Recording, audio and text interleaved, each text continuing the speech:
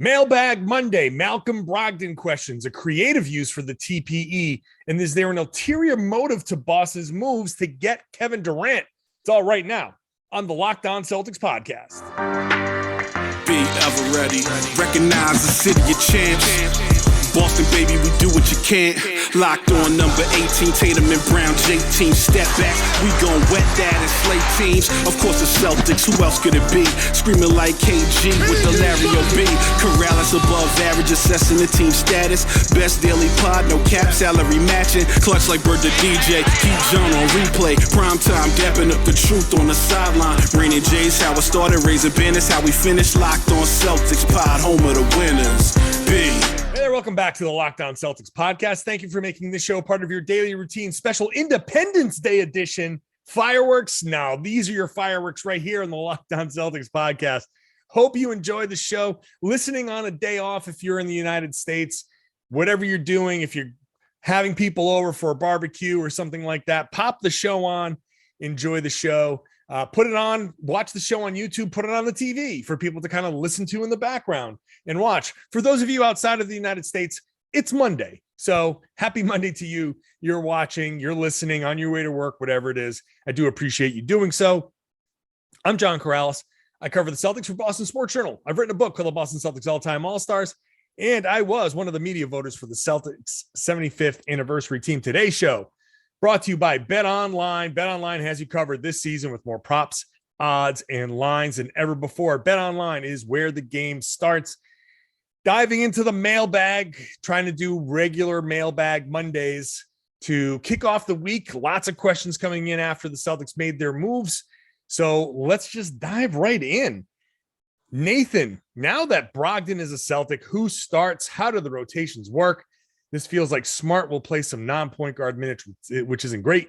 Unless they plan to play combos of White, Smart, and Brogdon at times to increase playmaking, this could be a mess.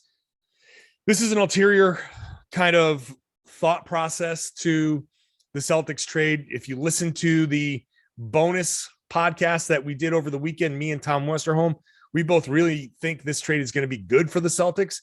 Marcus Smart is the starter. You saw multiple reports over the weekend that Marcus Smart is the starter. It was put out there very clearly. They made this move with the intent of keeping Marcus Smart as the starter. I will say this is a topic that came up. I was on Channel 5 in Boston, and one of the questions was, hey, what if Brogdon just beats out Marcus Smart? What if they start with Smart and Malcolm just takes the spot? If that's the case, then so be it. If the Celtics determine that they're better off with Smart coming off the bench and Brogdon starting, then so be it. Then that's how it works. That's how it goes. I can't say now whether that's a good decision or a bad decision because we haven't seen any basketball yet from these guys. I think having Brogdon come off the bench is a really good idea, a really good move. You keep a starting unit intact that's been extraordinary. So why mess with that? Why mess with something that really, really worked? And then you have help off the bench in Brogdon, Gallinari. That adds depth, adds scoring punch, adds another versatile player. I mean, let's face it. The people who say, hey, finally, a pass-first point guard, they basically average the same assists. They're both just under 5 assists, like 4.5. They both average about the same. It's just that Brogdon is a better shooter, more reliable shooter, but that's it. Smart's better at defense. Brogdon's a little bit better shooting. They both pass. I think Smart's a better passer, but Brogdon is also a really good passer, and they both average about the same amount of assists. So they're both very similar. So the rotations, you can play those two together. I am not much of a fan of Smart off the ball, but this is something I have to get used to. Smart off the ball is just, there are going to have to be minutes with Smart playing the 2 or the 3. The good news is that with another ball mover out there, and if they do decide to go Smart, White, Brogdon with, I don't know, Tatum and Brown, that would be a small lineup. If you go small with those guys, then you've got ball movement and playmaking like crazy. So I think that would be it would be an interesting thing to look at. I want to see that lineup. I think we might see some of that in the preseason. I kind of want to see how that goes. But I think you just go with the regular starting lineup that we've been used to, that has been proven to work. And you play Brogdon his 30 minutes off the bench, which isn't hard to do. And you go from there. And then you make your tweaks. If the season goes along and Smart is outplayed by Brogdon and you switch, I'd like to think that Marcus is aware of the decision, aware of why that decision would be made at that point, and that he would understand it. I think every player understands that more talent, more competition, you still have to, nothing's taken for granted. Nothing's a given. And if you go out there and you treat your position like it's a given, which I don't think Smart would do, but if you did and you get beat out for that spot, that's your fault. So I think Smart is safe, but if for some reason they determine that it's better flipped, then so be it. I think Ime and his staff and Marcus would have a discussion about that. And I think everybody would get on the same page. He wouldn't like it, but you got to do what you got to do at that point. I don't know if it'll get to that point. It certainly could. It's not out of the question, but I don't think that's the likely path. We'll have to wait and see. Crazy things happen in the season. Smart could get hurt. Brogdon can step into the starting lineup. And if they were struggling a little bit for some reason and Brogdon steps in and everything is fixed, then, there are any number of theoretical scenarios. But right now I see Smart as the starter. I don't think it's a question. I think everybody's going to be happy this way. Malcolm tweeted out, one goal and it's him, dribbling in front of a banner. This was a couple of seasons ago in front of one of the Celtics championship banners when they had them dropped in the no fan portion of the season a couple seasons ago. So one goal, he's ready to win a championship. He'll do whatever it takes. Danya says, since we're already a deeper team, do you think it would be beneficial to have a Udonis Haslem type player at the end of the bench who's won a championship and is not going to play, but would essentially be a de facto player coach to help us get over the mental hurdle of winning a title? If so, any suggestions? I get that. I think it's tough to bring that player in and say, here you go, sit at the end of the bench like an Andre Iguodala. Sit at the end of the bench and espouse your knowledge. I think what makes Haslem work in Miami is because he's been part of that franchise forever. And I think that's what makes him effective. Bringing in a guy that has won a championship at this point, I don't know what. I totally get it. And I support the concept. I think in general, I think the Celtics at this point, you just got 2 wins away from winning a championship and you kind of blew it. I think that lesson replaces the veteran at the end of the bench who says, all right, let me tell you a little story about what it takes to win a championship. I think the Celtics just learned the hard way what it takes to win a championship. I think they got that drilled into them. And that's something that they understand now, because there was another level that they couldn't get to, and the Warriors did, and the Warriors won. So I think that lesson is a hard lesson to learn, but that I think replaces the need for your Haslem type. So I would have said, if they didn't get this far, if they lost to Milwaukee, then I might have agreed with the concept, with the notion that maybe they would need somebody like that. Get somebody in. Getting to that point and having what happened is lesson enough. And I think they should understand that.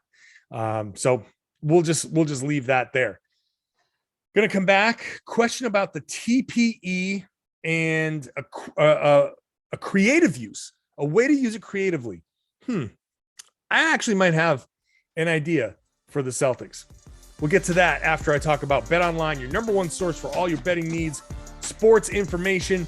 You can find all the latest developments, league reviews, everything Major League Baseball, everything you want on the fights, MMA, boxing, you want golf, you want WNBA. I just went to my first WNBA game of the season, Connecticut Sun, huge comeback against the Washington Mystics, down by, I think, as many as 15 or 17 at one point. So some in-game betting, if you probably, the odds on them winning that game would have been huge. Pop on BetOnline at halftime, say, you know what, I'm going to take these odds on a comeback by the Sun. Could have done that. That probably would have paid off big. It's your best spot for all the sports, scores, podcasts, and news. So hit the website, use your mobile device, learn more about the trends in action. BetOnline is where the game starts. Please gamble responsibly. Hey, thanks for making Locked On Celtics your first listen every day. How about making Locked On NBA your second listen every day?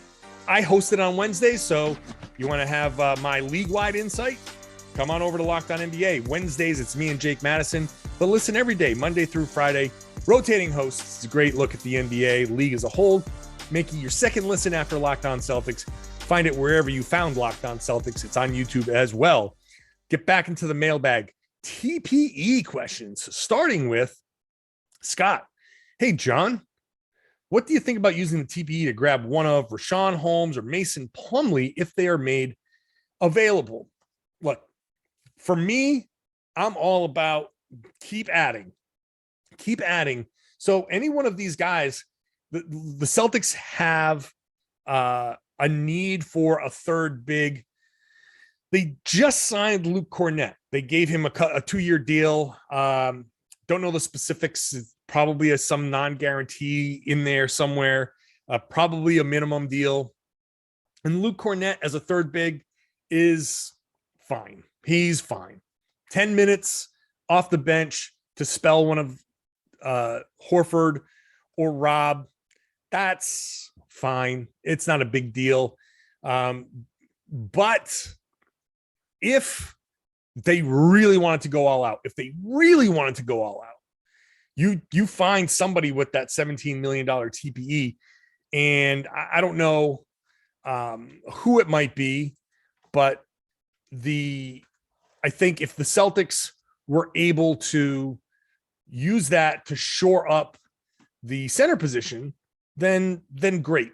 But the problem is it's so much money to spend. If you sign a guy, because they're going into the top tier, and right now they're being taxed at $3.50 per dollar. So if you sign a guy for $2 million, then you're paying $7 million in taxes, because that $1 million is $3.5 million in taxes. So $7 million in tax is a lot. There are guys out there. You might be able to get Thomas Bryant. People talk about Thomas Bryant, Gorgie Jang. Those guys could be minimum guys. I hope they don't get Hassan Whiteside. Please don't get Hassan Whiteside. I do not want to live in a world where the Celtics get Hassan Whiteside. I've never had a good thing to say about him, and I just don't want him in Boston. That said, knowing my track record of guys who I want the Celtics to sign going away, like the next day I mention them, this is probably the reverse. Like I'm probably going to stop this recording and flip on Twitter, and the Celtics are signing Hassan Whiteside to a minimum. No. I think they could probably try adding somebody with a minimum. I don't think they need to go crazy at this point. There are enough names out there where you don't need to go this route, and you can sign somebody who does a good enough job without having to use the TPE. But like I said, I'm all for bringing in more talent. It's not my money. Go ahead and spend it. But I understand from a basketball perspective, you give a guy $2 million and then you get taxed at $7 million. You're paying essentially $9 million for one of these that gets to be like, it stops making basketball sense. So I understand. However, Brixon asks, after the recent signings, I'm wondering how might we look to use that 17 million TPE? Deciding those two guys change the way the season might look to use it. Is there a way we could get creative with it? How do you get creative with $17 million TPE? Well, one way to do it is by using it as a salary dump. Now, the question is, would it be a salary that you're able to trade later as part of a bigger deal to bring in another player? That's the only way, because at this point you bring in a salary dump, you take a $10 million salary and bring it in and pay taxes on that all season. It doesn't make any sense whatsoever. If you want to get creative with it and take somebody in that's a mid salary that you think, if you're in the middle, if you think you're going for a big deal in the middle of the season, if you're going for a big trade deadline deal and you need somebody at that salary to make that big swing, then you bring that person in and you say, hey, here's a $10, $12 million salary that we're going to need to aggregate. And that's just somebody that we expect to not have around. We expect to make a big deal in the middle of the season. If that's the case, then yes, that's the only way. And even that, I think, is a reach. I don't think ultimately, I just don't think they use it anymore. And the reporting out there after the Brogdon trade was they wanted to use it. They tried to use it, but all of the possibilities that were out there didn't live up to the Brogdon deal. The Brogdon deal was basically in place, and the TPE didn't bring back anybody of any consequence, anybody that made quite the same basketball sense as Malcolm Brogdon. So if that's the case, then essentially you can say, well, the point of the TPE was to make a big trade, and they made a big trade. It just so happened that it involved players. The best part about the trade is that it didn't involve any rotation players. I mean, Nesmith wasn't in the rotation. None of the other guys that were salary ballast were in the rotation. Daniel Tice was in and out of the rotation, and he did provide some valuable minutes. He was big in that Brooklyn series. You got to remember, he did have contributions in that Brooklyn series. And then after that, he just wasn't playable after that because of the matchups. But he still played somewhat of a role. And so it's not nothing to lose Daniel Tice, but it's not the biggest deal in the world either. So what you get back in exchange is much, much, much better. So that's fine. To me, not using the TPE is fine at this point, because you've made your big trade. You've accomplished your goal. There's no need to use it. So you can get creative. There are ways to get creative. You can try to use it to bring in some sort of additional assets, trade assets, draft assets that you can turn around and use. If you want to bring back some sort of first round pick in this upcoming draft, so you can use that and trade that out again, fine. But I would expect, my expectation is that they don't use it at all. And it just expires. Again, the Celtics being in the tax, that this high into the tax, I think, is capping where the Celtics can go. Could they use it? I would fully support them using it.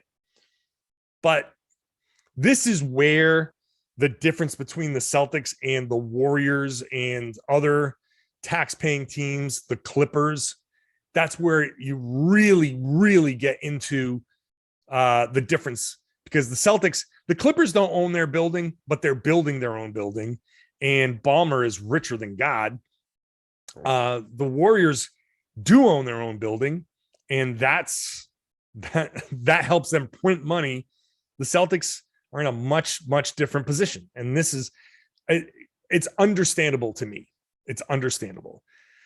We'll come back with the question, did this Brogdon trade actually get the Celtics in position to make a bigger trade for Kevin Durant? We'll see. We'll talk about that after I talk about Rock Auto. Tons of cars out there on the road.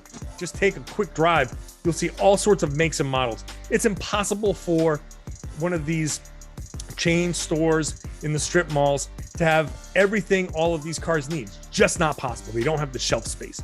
They don't have all of those parts. So if you go in there and ask for something after all the time you're going to spend telling that person all the specs for your car, they're going to give you, here's the one thing that we have that you're looking for, and you're going to be forced to buy it. You're not going to have a ton of options like you would at rockauto.com.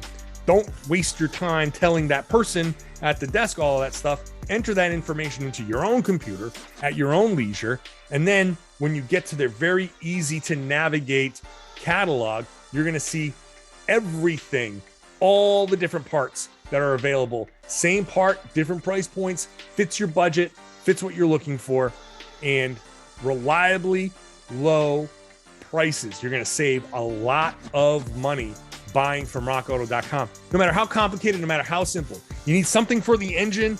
Great. It's going to be there for your car, truck, SUV, motorcycle. If you're like me, I am completely ignorant when you open up that hood. I'm like, great. That looks like a thing. I'm not going to buy those parts. I'm going to buy my windshield wipers, my motor oil, my floor mats, that kind of stuff. It's all right there as well. So go to rockauto.com. Very easy to use website. You're going to find the solution to all of your auto parts needs when you buy something, because I know you are going to buy something. Write Locked On in their How Did You Hear About Us box. That's how they know we sent you. It's an amazing selection, reliably low prices, all the parts your car will ever need. rockauto.com. Let's wrap up this Mailbag Monday so you can get out to your barbecue or whatever it is that you're doing on this Independence Day. Or like I said, if you're listening in some other part of the world, get on with your Monday. Dan H asks, if the Nets aren't able to get any blockbuster offers for Kevin Durant, could this trade be possible? Durant for Brogdon, White, Grant Williams, and Peyton Pritchard? I don't think so. I don't think that's gonna do it. I mean, look, if the Celtics, first of all, there's going to be a restriction on when they can trade Malcolm Brogdon. Whenever that's done, there's going to be a restriction on trading him back out, aggregating him inside. It's going to take a couple of months for Brogdon to be tradable in this scenario, which in this scenario probably gives the Nets time to go out there and be like, nope, it's not, we're not finding anything. Phoenix is just not working. We can't get the cap mechanics to work. Miami doesn't have anything. You got to come up with something else. They're still going to want a lot. And I don't think Brogdon and White and Grant and Pritchard's going to do for them what they think. I don't think it's going to accomplish their goal. I think there's still going to be other teams out there that can do better than Brogdon and White and Grant and Peyton. Like those players are very important to the Celtics. I don't think that mix is going to work. I don't think the draft picks the Celtics are going to send over are going to work. There's just no, I don't see that. I don't see a Celtics deal that doesn't involve Jaylen Brown being viable for the Celtics. Now, maybe you can say, hey, well, now that you got Brogdon, you trade Jaylen. You know, I don't know. I still don't think that the Durant for Boston, acknowledging that Kevin Durant is who he is and is as good as he is, I still think the Celtics with these moves accomplished their goal of adding proven, versatile to some degree scorers, playmaker onto their bench. I don't think this was done in an effort to go for something bigger. I just think Kevin Durant is going to go somewhere else. He's going to have to, They're going to have to find something hopefully out west, and that's going to be it. I just don't think a Durant trade is going to happen. Dave asks, who will replace Will Hardy, and how important was he to the players and the coaching staff? Well, he's very important. He's part of a coaching staff that figured a lot out, and it's it's a tough hit for the Celtics. At the same time, there are a lot of really, really good basketball minds out there that can come in and be an assistant. I don't know how Ime shakes up his staff. Does he elevate one of his other coaches to that head, that basically lead assistant job? Does he bring somebody else in that he wanted to hire but wasn't available, that is now, or something like that? He's going to dip into his Rolodex, probably go back to Portland, Oregon, and find somebody from there that he trusts and add that person to the staff. Will was super important because he was the guy that basically managed the game while Ime was coaching the game. He'd constantly be in Ime's ears, either seeing things that maybe he wanted to draw to Ime's attention, or letting him know that, hey, this guy's been playing this many minutes, or this guy, we might want to consider this different matchup, whatever it is. Like, he was the guy that was constantly in Ime's ear, helping him manage the game. So that's going to be something that I think it's going to be an adjustment for Ime for sure. But again, plenty of good candidates out there. I'm sure that they'll be able to adjust and just keep it going. Coaching staffs change regularly as well. And I think there are plenty of people out there that are looking for an opportunity and would see Boston, just like a player would see Boston as an opportunity to win a championship. I think a lot of coaches out there can see an opportunity to get some shine off of the Celtics and get a ring and elevate themselves. So still to be determined, but we'll see what Ime does. Finally, Andrew C asks the most important question that I've gotten. Is it true that you gained your powers when you were bitten by a radioactive analogy? Everybody knows now that I am Analogy Man. That's my superhero power, unnecessary superhero power. I am able to use analogies to effectively explain my points. It's one of the things it's kind of my thing. I use analogies all the time.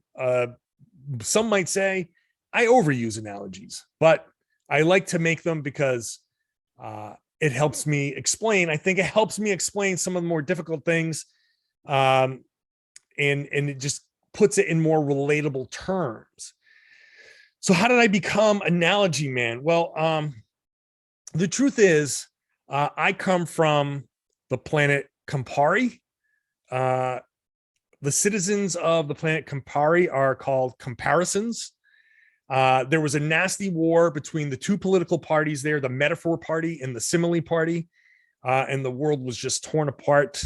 I fled our world as it was just plunged into a basically planet-ending civil war. I fled to Earth, where the yellow sun has increased my powers of analogy. That's my origin story. So thank you, Andrew, for that question. Appreciate it. Thank you all for the questions, and plenty of questions come in. The questions can be sent in through my website, johnkaralis.com/mailbag. If you go to johnkaralis.com, you'll see the mailbag link at the top right. johnkaralis.com/mailbag. Send them in.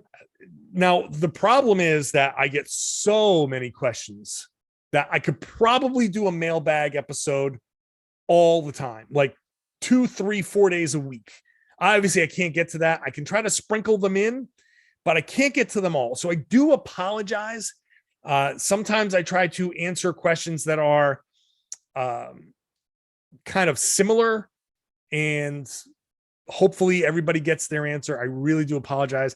I can't do 2-hour episodes. So I try to get it to as many. And then some of the questions that are asked have since been answered in other podcasts. So I'm saying this partly to say, hey, you should be listening to the podcast every day. But if you miss the podcast, there's a good chance that one of the questions that you had has been answered already in that podcast. So please do listen to the show every day. It's a 5-day-a-week podcast.